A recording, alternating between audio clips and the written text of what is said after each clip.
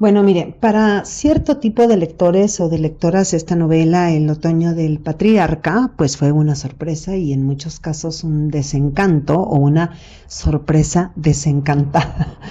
Porque, bueno, en general, obviamente con vastas excepciones, los lectorados pues se acomodan, ¿no? En una especie de lo que llaman ahora zona de confort de temas y estilos, ¿no? Con las autoras, con los autores. Y cuando estos autores, estas autoras, eh, empiezan a experimentar, van en búsqueda de otros estilos, de otros temas literarios, pues parecería, ¿no? Que esto decepciona a los lectorados, parece que siempre quisieran leer acerca de lo mismo y de la misma manera, como, no sé, como si la producción literaria de una escritora o de un escritor fuera algo así como una saga de bestsellers, ¿no? Y bueno, y García Márquez obviamente se dio perfectamente cuenta de eso, ¿no? De que su novela El otoño del patriarca pues no tuvo el éxito que se esperaba. Y entonces escribe Crónica de una muerte anunciada, donde se aproxima nuevamente al estilo pues que convenía al mercado editorial. Bueno, como el mercado es tan tirano, ¿verdad? O sea, un dictador, el mercado es un dictador tremendo. Y con las librerías, como comparsas. Bueno, mire, entre una novela y otra, es decir, entre El otoño del patriarca, publicada en 1975, y Crónica de una muerte anunciada, publicada en 1981, pues hay casi, como usted mira, una década en la que García Márquez se dedica básicamente a publicar textos periodísticos, ¿no? Se está reponiendo de toda esta cuestión de la crítica y de las editoriales y de los lectores y las lectoras. Y bueno, pese a esta nefasta crítica que sigue recibiendo todavía El otoño del patriarca, pues sin duda esta obra merece un análisis muy serio y muy reflexivo, en sí en relación con el resto de las obras del autor, porque no es, reitero, una obra aislada del resto de su producción, como muchos críticos han dicho, ¿no? Y no está aislada ni entre lo que escribió antes del otoño del patriarca, ni tampoco lo que escribió después del otoño del patriarca. Porque las obras de García Márquez son obras transtextuales, es decir, que todas sus obras hacen referencia entre unas y otras y de diferentes formas. Entonces, bueno, diríamos que El otoño del patriarca es una obra escrita con un estilo y una estrategia totalmente distinta, pero esto no quiere decir que sea una obra aislada del resto de las obras, ¿no? Como ya dijimos, no hay una ruptura, sino que hay una propuesta de lectura diferente. Y bueno, obviamente con dinámicas, ¿no? Con estrategias narrativas, con un lenguaje totalmente distinto. Y si usted mira bien El otoño del patriarca, pues usa técnicas que García Márquez ya había utilizado en el libro de cuentos Ojos de perro azul, Isabel viendo llover en Macondo, La hojarasca, por ejemplo, como el monólogo, la descripción de estados de conciencia, o lo que conocemos como fluir de la conciencia, la fragmentación del narrador en varias voces y mucho más. Ya se habían utilizado en estas obras todas estas técnicas que vemos en El otoño del patriarca. Ahora, aquí lo que sucede es que la mayoría de los lectores o lectoras que se aproximan o intentan aproximarse al otoño del patriarca, pues solamente han leído 100 años de soledad. Y esto lo digo así muy en general, así con muchas excepciones, ¿no? De que si miramos las primeras obras, las primeras narrativas de García Márquez, pues no nos va a extrañar nada, ¿no? Lo que está haciendo, me refiero a las técnicas literarias, ¿no? Que está utilizando en El otoño del patriarca. Entonces, pues más que percibir una ruptura, habría que hablar desde el punto de vista de la técnica narrativa, pues de un regreso a los orígenes. Pero lamentablemente hay críticos y lectorados que todas las obras de García Márquez las valoran en función de 100 años de soledad. Y eso es precisamente lo que ha generado el retiro o la incomprensión, ¿no? O el abandono de la lectura de una novela, de una obra como El otoño del patriarca. Pero bueno, a ver, aquí no se trata de discutir el hecho de que si 100 años de soledad es probablemente la mejor o no de las obras producidas de García Márquez. Esto no se debe hacer, ¿no? Es decir, no podemos juzgar todas las creaciones de García Márquez, ¿no? Tomando como centro 100 años de soledad. Hay aquí muchos prejuicios en ese sentido y además de prejuicio hay mucho daño, mucho perjuicio, ¿no? A las obras anteriores y posteriores a 100 años de soledad, ¿no? Parecería que las anteriores a 100 años de soledad solamente las leemos como una especie así, no muy de pasadita, si es que las leemos, como si fueran los antecedentes, y las posteriores, pues todas las sentimos como un fracaso, después de haber leído 100 años de soledad. Esto es totalmente injusto.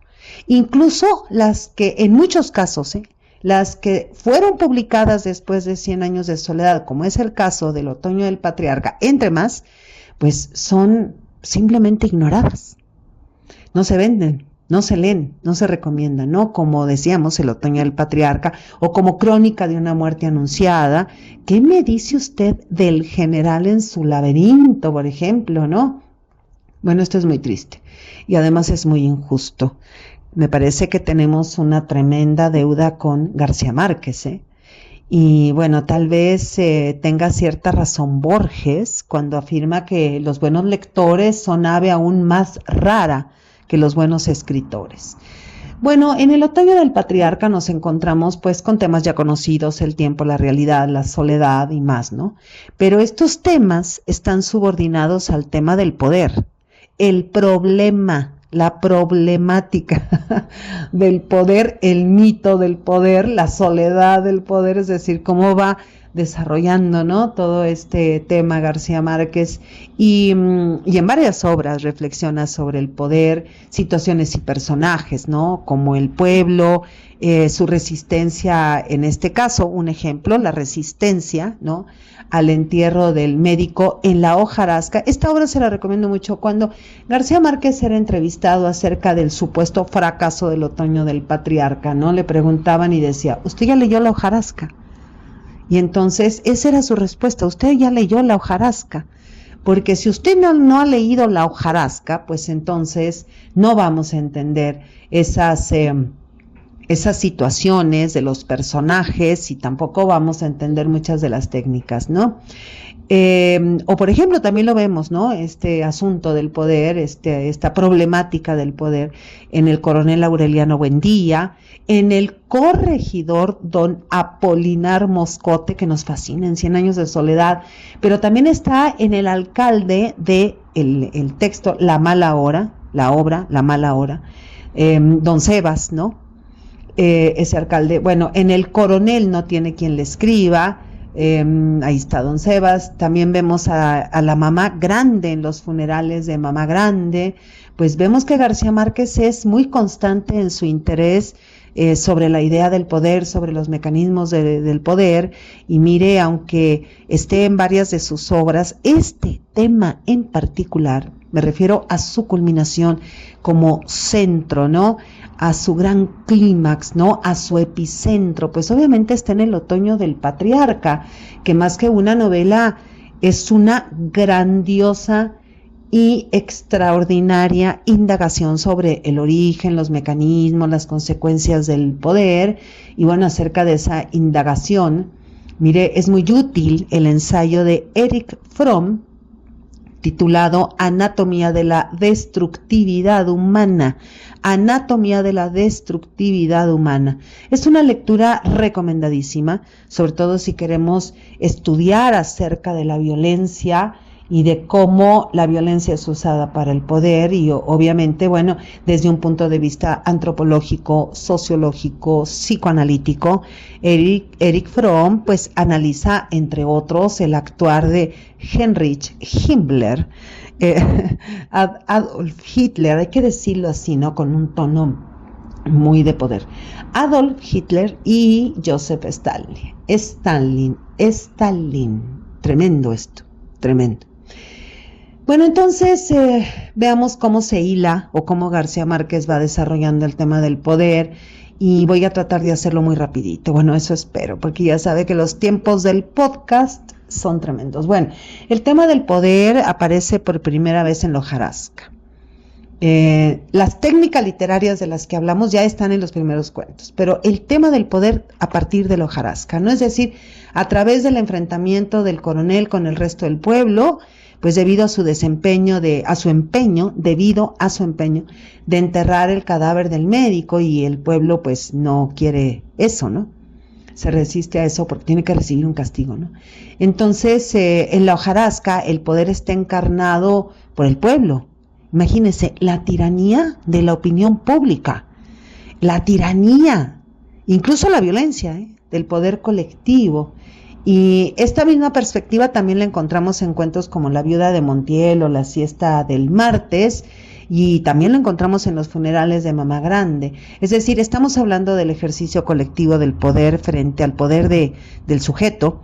Y esto, mire, sin duda nos recuerda a la Antígona de Sófocles, y ya desde aquí, desde la hojarasca, pues sentimos la repulsión que a su vez siente y expresa, ¿no? Y pone muy en claro García Márquez hacia el poder. Bueno, una especie de repulsión y al mismo tiempo una fascinación también por el tema, ¿no? Y en la hojarasca vemos a un pueblo violento que quiere imponer su voluntad.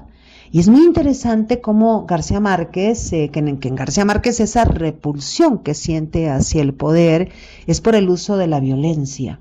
Una violencia que encontramos en las acciones, por ejemplo, del coronel Aureliano Buendía y, obvio, en el patriarca.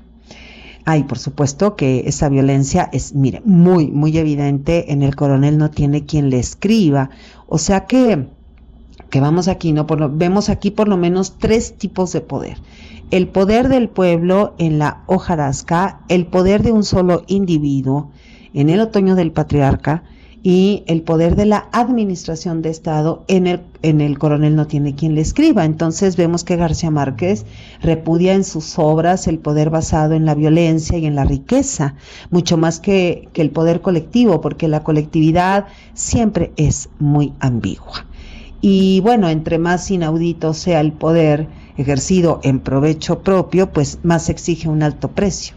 Pues vemos la incapacidad y la esterilidad afectiva. Vemos que estas gentes, ¿no?, que ejercen el poder con esta violencia, pues tienen una incapacidad para amar, y por tanto esa incapacidad para crear vínculos afectivos, vitales, pues los arrastran hacia la soledad, hacia el desamparo, imagínense, en el poder, porque paradójicamente el superpoderoso pues está solo y desamparado. Por ejemplo, leemos en los funerales de Mamá Grande, la Mamá Grande que hasta los 50 años rechazó a los más apasionados pretendientes y que fue dotada por la naturaleza para amamantar ella sola a toda su especie, agonizaba virgen y sin hijos. En 100 años de soledad, el tema del poder aparece constantemente, esto lo sabemos, ¿no? Por ejemplo, en la incorporación de Macondo al poder político nacional y en la transformación del coronel Aureliano Buendía, bueno, entre muchísimo más. Y en Macondo todo esto empieza a cambiar con la llegada del poder político, cuyo primer representante, usted se acuerda perfecto, es don Apolinar Moscote, nombrado por el gobierno como una especie de corregidor, ¿no?, de Macondo. Y con él se introducen las discordias, ¿no?, que empiezan a azotar a todo el pueblo, y empiezan los problemas. Y si antes los habitantes aceptaban muy voluntariamente y hasta con cierto cariño, ¿no?, y cierto reconocimiento y lealtad todo lo que proponía el patriarca José Arcadio Buendía, pues ahora se hace necesario que don Apolinar traiga al ejército, traiga a los soldados para hacer cumplir órdenes como la de que todas las casas deben ser pintadas de azul. Y luego llegan las elecciones, se produce un fraude electoral y Macondo es ocupado militarmente, quedando expuesto pues a las arbitrariedades de los soldados, quienes, entre otras cosas, y asesinan no solamente a una mujer, sino cuando estamos mirando aquello terrible que fue la huelga de la bananera, ¿no? O sea que en Macondo, del poder racional del patriarca, se pasa al poder irracional del Estado dictador, ¿no? O de la dictadura militar, ¿no? Que finalmente es propuesta por el Estado. Bueno, además es muy interesante ver cómo los personajes que ejercen el poder evolucionan hacia la deshumanización. Ahora, el tema de cómo el poder usa los mecanismos de humillación y explotación, pues sin duda lo encontramos en la increíble y triste historia de la cándida Heréndira y de su abuela desalmada.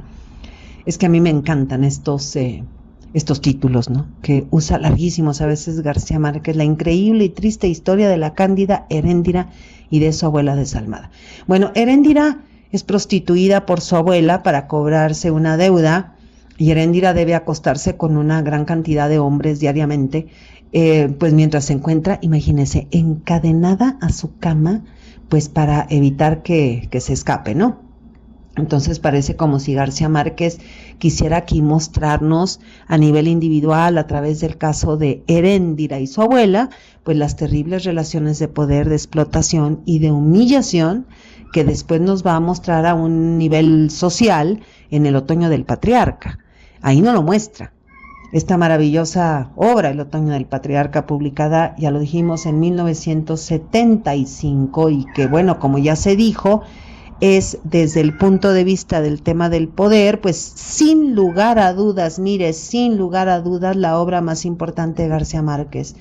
Y en esta obra estamos en presencia de un poder absoluto, el del patriarca, que se ejerce pero sin ningún tipo de freno, ni ley, ni moral, y que conduce a que nada cambie, conduce a una especie de inercia histórica, una lenta, incluso, autoaniquilación del déspota, su propio cuerpo lo va matando, ¿no? Entonces ingresamos en la novela y lo primero que sentimos es una especie como de una atmósfera muy, muy irrespirable, ¿no? Una atmósfera de terror, de violencia, una violencia omnipresente, está en todos lados, ¿no? En ese sentido, totalmente irracional, una violencia irracional, arbitraria, gratuita, y parece que lo que se propone la obra es el exterminio de todos los personajes, porque todos, ¿no? Van cayendo. Bueno, por ejemplo, cuando se reúnen a festejar, ¿no? A repartirse el botín del poder cuando muere Patricio Aragonés, su doble, y como era su doble, pues la gente cercana cree que el patriarca ha muerto. Mire, esta escena está narrada así: barrieron con ráfagas de ametralladora a los que trataron de escapar por la puerta principal, cazaron como pájaros a los que se descolgaban por las ventanas, desentrañaron con granadas de fósforo vivo a los que pudieron burlar el cerco y se refugiaron en las casas vecinas, y remataron a los heridos de acuerdo con el criterio presidencial de que todo sobreviviente es un mal enemigo para toda la vida. A ver, o sea que los enemigos poderosos, que siempre son traidores, hay que eliminarlos, pero mire, sin contemplaciones y sin piedad. Pero este principio en la novela, García Márquez también lo va a deformar en la escena del asesinato de Poncio Daza, quien es asesinado, ¿no? Con la única intención de satisfacer o de haber podido satisfacer el apetito sexual que con su esposa, bueno, que por su esposa sentía el patriarca, bueno, el cual, imagínense, o sea, el patriarca se aparece, ¿no? En la habitación de los recién casados, o sea, de Poncio Daza, su mujer, ¿no? Y entonces, pues, ¿qué le cuento? Copula con esta mujer, y después de ya satisfacer su apetito sexual, entonces ordena que asesinen al marido, alegando que no había otro remedio, dice en la obra, porque iba a ser un enemigo mortal para toda la vida. Y mire, esta es una escena entre más, ¿no? De la arbitrariedad del poder o de la gratuidad de la violencia. Y también es tremendo el poder que ejercen los intereses extranjeros, sus amenazas y su violencia, que además es peligrosísima porque es invisible. Y el pueblo no sabe a qué atenerse, porque otro de los mecanismos del poder es la incertidumbre. Dice en la novela: cuanto más ciertos parecían los rumores de su muerte, o sea, de la muerte del patriarca, más vivo y autoritario se le veía parecer en la ocasión menos pensada, para imponerle otros rumbos imprevisibles a nuestro destino. Bueno, vemos que este mecanismo de incertidumbre, pues nulifica la capacidad crítica, ¿no?, de un pueblo, y obviamente pues impone una especie de sentimiento de irrealidad. Es decir, no se puede combatir un poder invisible. No se puede combatir un poder que no está centralizado. Es decir, no se puede aniquilar a una hidra de 100 cabezas, que cuando cortamos una cabeza, pues aparece otra. Y es, bueno, el pueblo, ¿no?, es el que cree, y dice la obra, que el plomo disparado a traición lo atravesaba sin lastimarlo, que el disparado de frente rebotaba en su cuerpo y se volvía contra el agresor, y que solo era vulnerable, se refiere obviamente al patriarca, a las balas de piedad disparada por alguien que lo quisiera tanto como para morirse por él. Y esto pues nunca sucede porque nadie quiere al patriarca, pero es que, bueno, es todo un tema, porque García Márquez bien lo dijo, ¿no? Lo único que puede sustituir el amor es el poder. Y mire que el pueblo también creía que el patriarca iba a sobrevivir a una tercera aparición del cometa, y que el patriarca era invulnerable al tiempo, a la peste, a los ciclones, y que si llegaba acaso a morir, pues se iban a producir grandes desastres naturales. Mira nada más qué terrible es el proceso de mitificación, y fomentado muy hábilmente por el tejido del poder absoluto, que el mismo patriarca se encargó como de ir tejiendo, y que después pues lo desborda, ¿no? Porque el patriarca se presenta a sí mismo como alguien naturalmente destinado para el mando, ¿no? Y ejerce además como una especie de derecho divino, ¿no?, así como monárquico. Bueno, además en el otoño del patriarca, a diferencia de otras obras de García Márquez, pues vemos que la oposición es como subterránea, y no vemos absolutamente ningún intento de rebelión popular. Fíjese cómo en sus relaciones con los militares, el patriarca parece estar mucho más interesado en mantener la lealtad de los diferentes mandos, pues que en utilizarlos contra el pueblo. Por ejemplo, se nos dice que gracias a las funciones del doble que cumplía Patricio Aragonés, así lo leemos en la novela, dice, él dispuso de más tiempo para ocuparse de las Fuerzas Armadas con tanta atención como el principio de su mandato, no porque las Fuerzas Armadas fueran el sustento de su poder como todos creíamos, sino al contrario, porque eran su enemigo natural más temible, de modo que les hacía creer a unos oficiales que estaban vigilados por los otros, y les barajaba, ¿no?, los destinos, para impedir que se confabularan, dotaba los cuarteles de 8 cartuchos de fogueo por cada 10 legítimos. Entonces vemos aquí el poder ejercido con más violencia, una violencia mucho más psicológica que física. Y si no hay rebelión por parte de los oprimidos ni enemigos políticos, pues ¿quiénes son realmente los enemigos del patriarca? Los militares. Son sus únicos rivales, pero que paradójicamente se convierten en los cuidadores del patriarca, porque si el poder del patriarca o el patriarca mismo es aniquilado, imagínese que entonces son los militares quienes toman el poder, pero después de enfrentarse entre ellos mismos. Por eso vemos cómo el día en que muere el patriarca, la gente no solo no puede creer que efectivamente ha muerto, me refiero a su primera muerte, sino que tampoco quiere creerlo. ¿Por qué? Porque siente un temor tremendo. O sea, ¿qué va a pasar ahora? O se vive bajo el poder absoluto o en la anarquía, y posteriormente pues bajo una dictadura militar. Nadie quiere asesinar al patriarca por miedo, pero no por miedo al patriarca, sino porque lo que sigue después es que todos se van a matar entre todos, incluido el pueblo, y obvio, los militares, ¿no?, entre los propios militares. ¿Y qué cree que va a pasar cuando eso suceda? Si el pueblo empieza a matarse entre todos, ¿no?, entre sí mismos, y además los militares, pues van a desembarcar los marines norteamericanos, o los imperios, ¿no?, los grandes ejércitos imperialistas, y van a llegar a América Latina o a donde sea, a poner orden. O sea que esto es tremendo, porque además el patriarca siempre está en lucha, ¿no?, por no ser arrojado del poder. Y esto muestra que por más que un poder sea absoluto, no se puede ejercer sin sobresaltos y que no hay ningún poder que no tenga fisuras. Es decir, es más fácil obtener el poder que retenerlo. Por ejemplo, aun cuando sabe que fueron los mismos militares los que asesinaron a Leticia Nazareno, su esposa, su esposa legítima y su hijo, pues se ve imposibilitado de tomar ninguna medida contra los culpables, porque él ejerce el poder sobre los militares. O sea que, pues, parece que él mismo mandó matar a su esposa y a su hijo.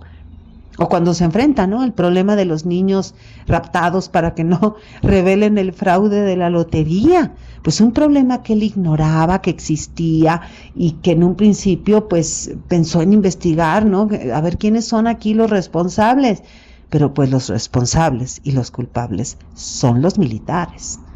Se nos dice en la obra, ¿no? Dice, reunió al mando supremo 14 comandantes trémulos que nunca fueron tan temibles porque nunca estuvieron tan asustados. Se tomó todo su tiempo, o sea, el patriarca, para escucharlos, fíjese qué dice, para escrutar los ojos de cada uno por uno. Y entonces comprendió que estaba solo contra todos. Así que los absolvió de toda culpa con el puño cerrado sobre la mesa para que no le conocieran el temblor de la incertidumbre, y les ordenó en consecuencia que continuaran en sus puestos cumpliendo con sus deberes con tanto celo y tanta autoridad como siempre lo habían hecho.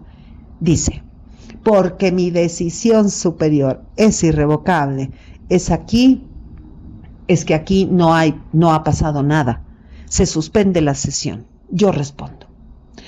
Mire, no hay mayor poder que el de las armas. Ahora, otro de los mecanismos de poder entre más es la nulificación de la identidad. Si no hay identidad, no hay talón de Aquiles. Es más, si no hay vida personal, no hay talón de Aquiles. El único punto vulnerable del dictador fue Leticia Nazareno y su hijo, y él sabía que no debía darse el lujo de ser un sujeto con identidad. Ahí vemos su afán, por ejemplo, por ocultar su origen tan humilde, el acta de nacimiento de la madre, ¿no?, que desaparece, y luego aparecen otras 3 actas distintas del patriarca, ¿no?, y cada una que él nació, ¿no?, de diferentes maneras, y que fue concebido en 3 tiempos distintos. Bueno, una cosa aquí tremenda. Y además, pues la increíble duración de su mando hace que existan generaciones enteras que nunca lo han visto en persona, y sabiendo, bueno, que las fotos que circulaban de él en muchos casos pues ya eran muy antiguas, por lo que algunos incluso llegan a dudar hasta de la existencia del patriarca. Oye, sí existirá, ¿no? O bueno, está de risa, ¿no?, cuando aparece en televisión y él mismo se ve y dice, bueno, ¿en qué momento estuve yo ahí o qué pasó, no? Es un él que ya fue, ¿sí?, y que los demás lo están usando. Pero tampoco lo creo tan ingenuo, ¿no? Entonces, esto hace, por ejemplo, que quienes descubren su cadáver, pues tengan que reconocerlo, y entonces buscan el anillo de poder, la espuela de oro, ¿no?, que siempre usaba, porque además ya el cadáver estaba, pues ya estaba en condiciones tremendas, porque ya los gallinazos, pues ya lo estaban devorando, ya lo habían devorado, y además ninguno lo había visto con vida. Bueno, el poder del patriarca también está construido en el caos, porque donde hay orden, pues es más fácil tirar, ¿no? Entonces el patriarca usa la muerte de Patricio Aragonés para confundir a todos, deformando la realidad. Por ejemplo, ordena que sea borrada de los libros de historia toda referencia al tiempo de los virreyes, porque dice en la obra, no había otra patria que la hecha por él a su imagen y semejanza, con el espacio cambiado y el tiempo corregido por los designios de su voluntad absoluta, reconstituida por él desde los orígenes más inciertos de su memoria. Bueno, entonces otro de los mecanismos de poder es nulificar el futuro, o sea, prolongar el presente. Como se dice en México, ¿no? Esto es lo que hay. Cuando cada vez que dice uno eso, es como decir, no hay manera de entender el futuro, porque el futuro es una prolongación del presente. Y bueno, este es todo un tema, porque esta eterna prolongación del presente niega la posibilidad de cambio real, y esta sensación de irrealidad, es decir, de vivir como en una especie de tiempo de tiempo onírico, de pesadilla, pues está muy ejemplificado, ¿no? En la historia del patriarca con Manuela Sánchez, la reina de la belleza, de quien el patriarca se enamora y en su afán por conquistarla, pues elimina a toda la gente, ¿no?, que rodea a todos los antiguos amigos y pretendientes de Manuela Sánchez, y un día Manuela se asoma por la terraza y pues ve que el barrio está totalmente cambiado, no, totalmente nuevo alrededor de su casa, y bueno, y dicen, ¿y en qué momento no cambió todo esto? Entonces vemos cómo el poder se mantiene básicamente con dos tipos de recursos, ¿no? Por un lado, la violencia física, que el patriarca ejerce a través de los militares, y por otro lado, pues toda una serie de procesos ideológicos para que el pueblo asimile o naturalice, está mejor dicho, el poder del déspota y la eternidad de su mando, es decir, un poder totalmente naturalizado. ¡Qué horror! Porque aquí es cuando nos damos cuenta que el poder va inyectando en las mentes de los pueblos pues la necesidad de obedecer y de no cuestionar, y sobre todo de eliminar a cualquier sujeto intelectual que cuestione, como decíamos, ¿no? Bueno, hay que mantener la inercia social. Ese es parte de todo el proceso ideológico, ¿no? Que a nadie se le ocurra siquiera la posibilidad, ¿no?, de cambiar las cosas. O en este caso, de relevar, ¿no?, de quitar del poder al patriarca, y este extremo tiene consecuencias en el poderoso. La soledad del patriarca. Una soledad total. El patriarca carece de amigos, y aún las personas más cercanas a él, como el general Rodrigo de Aguilar, terminan por traicionarlo. Y hay un momento en que está tan solo el patriarca que dice, y mire que lo dice con mucho pesar, que ya no le quedan pero ni enemigos. Ahora, bueno, esta soledad es inevitable, porque un dictador, un poderoso, tiene que desconfiar de todos quienes le rodean, de todos, ¿no? O sea, todos quieren lo que él tiene. Es una ambición que empuja hacia la traición. Dice en la novela que el enemigo más temible estaba dentro de uno mismo, en la confianza del corazón que los propios hombres que él amaba y engrandecía para que sustentaran su régimen acababan tarde o temprano por escupir. Y mire, sin duda la soledad, la incomunicación, el hermetismo mantienen a salvo al patriarca. Esta inmensa soledad se refleja también en sus relaciones con su esposa Leticia Nazareno. Bueno, dice en la novela, ¿no? Lo había conseguido todo de él, o sea, Leticia había conseguido todo del patriarca, menos el privilegio fácil de que amaneciera con ella en la cama, pues él se iba después del último amor, colgaba la lámpara de salir corriendo en el dintel de su dormitorio de soltero viejo, se tiraba boca abajo en el suelo, solo y vestido, como lo había hecho todas las noches antes de ti, como lo hizo sin ti, hasta la última noche de sus sueños de ahogado solitario. Y un caso parecido es también el de José Ignacio Sáenz de la Barra, bueno, quien llega a tener un inmenso poder y de quien se dice que no tenía mujer conocida, que no es marica, ni tiene un solo amigo, que desconfía hasta del espejo y que toma sus decisiones sin consultarlas con nadie. Bueno, otra de las consecuencias que el ejercicio del poder le trae al patriarca es su alejamiento de la realidad. Parece que todo el mundo lo engaña. Por ejemplo, los gallos del patriarca nunca pierden sus peleas, pero pues nos enteramos de que esto se debe a que los demás, ¿no?, entrenan a sus gallos, imagínense, para que no le ganen a los gallos del patriarca.